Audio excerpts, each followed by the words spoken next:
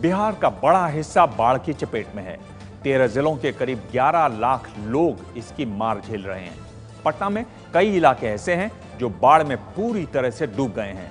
चारों तरफ पानी ही पानी। एबीपी न्यूज संवाददाता अंकित गुप्ता हालात का जायजा लेने पहुंचे ग्राउंड जीरो। एबीपी न्यूज के कैमरे से पटना के दीघा इलाके में जो सैलाब आप देख रहे हैं, वहां गांव हुआ करता था। यकीन नहीं हो रहा होगा आपको, लेकिन ये सच है।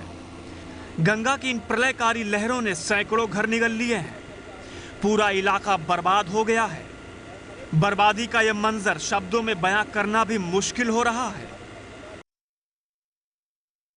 और गंगा का जिस तरीके से जलस्तर बढ़ा है, नदियों का जलस्तर बढ़ा है, उससे कई इलाके ऐसे हैं जहां पर बाढ़ की चपेट में आए हैं। और हम आपको लेकर चल रहे हैं एनडीआरएफ के जवानों के साथ में उन इलाकों में जहां पर लोग वाकई में बाढ़ से फंसे हुए हैं। एबीपी न्यूज संवाददाता अंकित गुप्ता बाढ़ से आए विनाश के पड़ताल के लिए पटना के दीघा पहुंचे हैं। यहाँ इन्होंने जो देखा वो बेहद दर्दनाक है। ये देखिए, घरों को किस तरह बाढ़ के पानी ने बर्बाद कर दिया है। लोग छतों पर मुसीबत का ये वक्त गुजार रहे हैं। कई लोग यहाँ से पलायन कर गए हैं, लेकिन अशोक और उनका परिवार अभी भी यहाँ डटा हुआ है।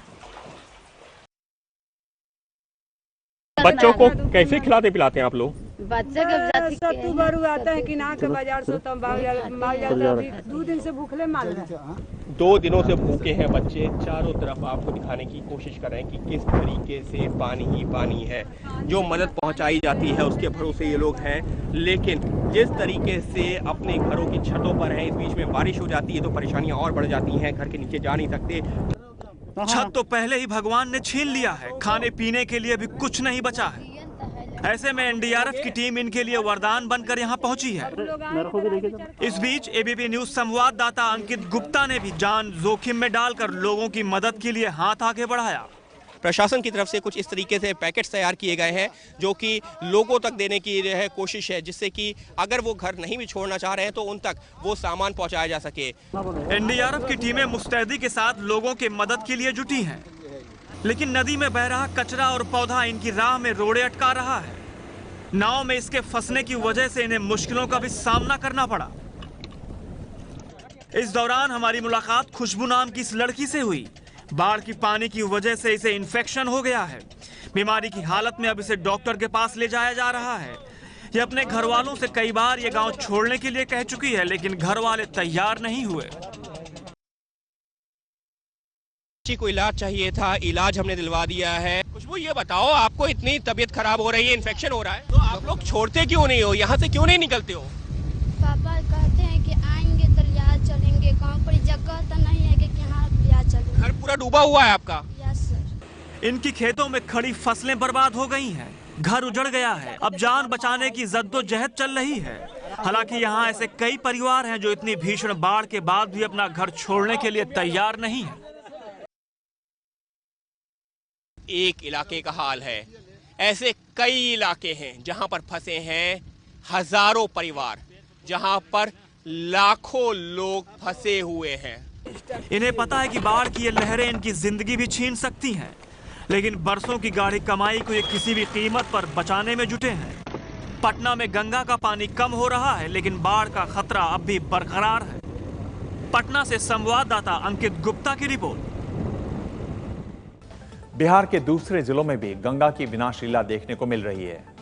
आज बाढ़ से प्रभावित जिलों की दर्दनाक तस्वीरें सामने आई हैं।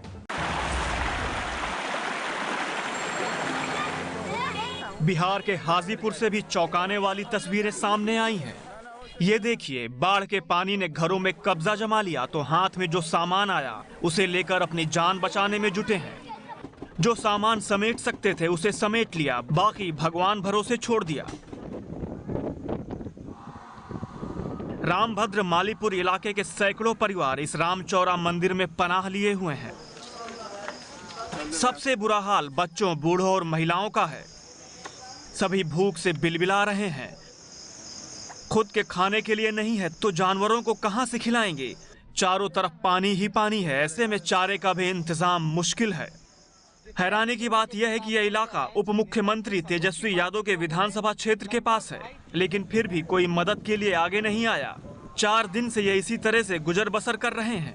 खाना पीना सब इधर उधर कर्जा गुआम, कोई भूखे रह रहा है, कोई आधा पेट खा रहा है, और मवेशी तो एकदम गल के मार हो गया। उसको कभी खाने का 5 किलो भूसा है, उसको 1 आध किलो मिलता है, इसी रह जाता है। सरकार के तरफ से, प्रशासन की तरफ से अभी तक कोई खोज खबर नहीं है, कोई देखने तक अभी तक नहीं आया।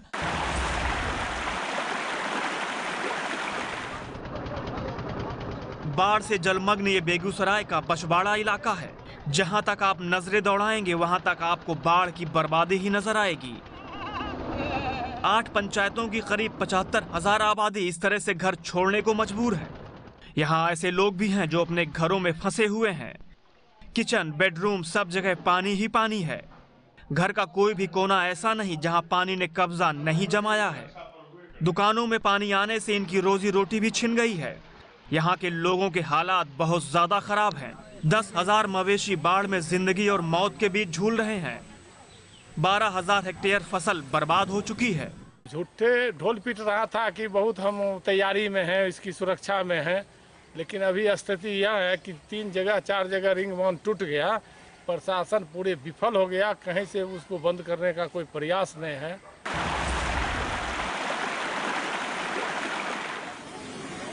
बाढ़ से बेहाल रोहतास का भी हाल देख लीजिए।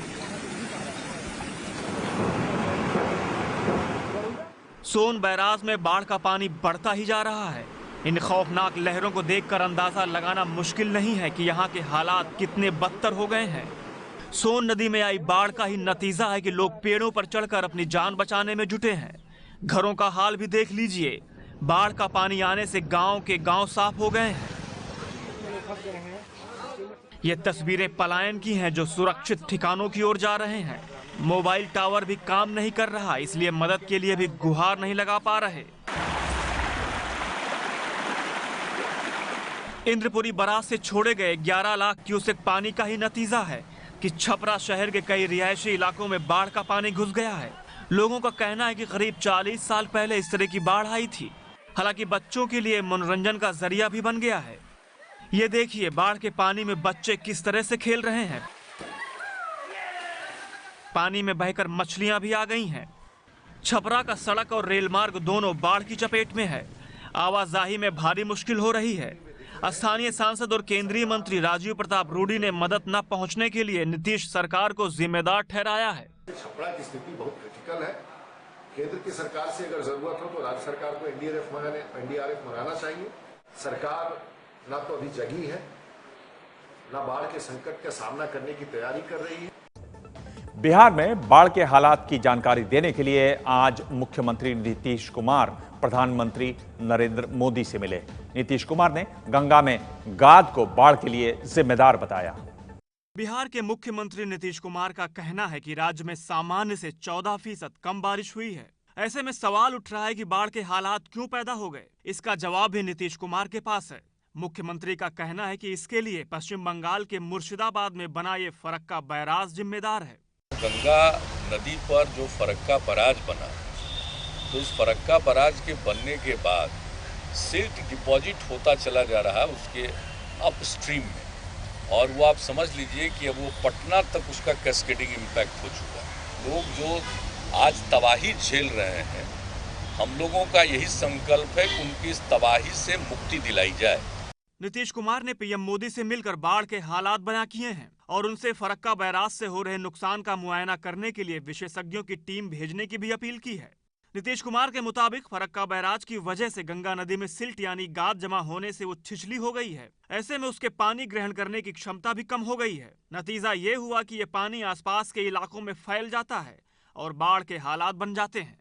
इसको इस तरह से भी समझ सकते हैं, जब फरक्का बैराज नहीं बना था तो गंगा नदी का पानी तेजी के साथ बहता था। नदी की तेज धार अपने साथ सिल्ट को भी बहा ले जाती थी, जिसकी वजह से गंगा गहरी हो जाती थी और बाढ़ का पानी आने पर आसपास के इलाकों में नहीं भरता था। लेकिन जब से गंगा पर फरक्का बैराज बना है तब से इसमें पानी का बहाव धीमा हो गया है। नदी के तल में सिल्ट जमा होती जा रही है, जिसकी वजह से गंगा उथली हो गई है। नदी के रास्ते में तो कई जगह सिल्ट जमा होने से टापू बन गए हैं। ऐसे में जब नदी में ज्यादा पानी आता है तो गंगा उसे संभाल नहीं पाती है और ये पानी बहकर आसपास के इलाकों को अपनी चपेट में ले लेता है। फरक्का बैराज 41 साल पहले बनाया गया था। पटना से फरक्का बैराज की दूरी करीब 460 किलोमीटर है।